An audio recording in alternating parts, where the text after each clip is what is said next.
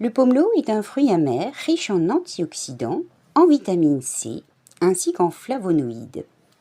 Les flavonoïdes sont tout simplement les métabolites secondaires par opposition aux métabolites primaires que sont les lipides, protides et glucides. C'est eux qui donnent la couleur aux fruits qui en contiennent. On le différencie du pamplemousse qui est plus volumineux, moins charnu et dont la peau est plus claire, jaune ou blanc. Cette nuance est très importante car c'est bien à partir du pomelo qu'est préparé le citrobiotique ou l'extrait de pépins de pamplemousse. Citro provenant de l'acide citrique contenu du fruit, biotique signifiant vie tout simplement.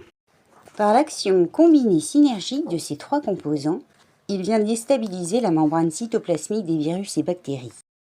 C'est pourquoi il devient intéressant d'en utiliser, notamment en cas de candidose, pour assainir la flore bactérienne, ainsi qu'à aider les défenses naturelles à combattre le virus de la grippe, ou encore à assainir la flore buccale en cas d'infection, de même que dans les cas de cystite, puisqu'il s'agit d'agents pathogènes au niveau de la flore bactérienne, ou encore dans le cas des infections de la peau ou du cuir chevelu. Il est conseillé d'en prendre quelques gouttes dans un fond d'eau 2 fois par jour en cas de symptômes pendant les crises.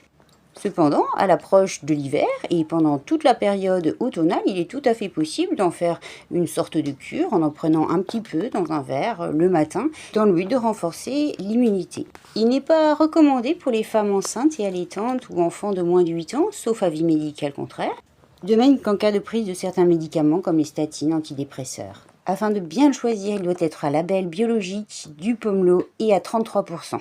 Lorsqu'il m'arrive de consommer du pomelo, j'en garde certaines parties que la plupart jettent malheureusement. Alors je vais vous montrer, quand on l'ouvre en deux, il y a la partie bien sûr charnue du fruit, juteuse, et puis au-dessus il y a le zeste. Cette partie qui en fait doit être effectivement, ou peut être en tout cas consommable. Et puis on va aussi essayer de séparer alors les parties le plus finement possible en ciselant. Et puis ensuite, vous pouvez récupérer ainsi toute la membrane, voilà, en décrochant et au maximum, au plus près de la peau. Alors bien sûr, il ne s'agit pas de consommer la peau, mais cette partie, par exemple, voilà, celle-ci, je la garde et je la mange. Elle n'est absolument pas plus amère, bien au contraire.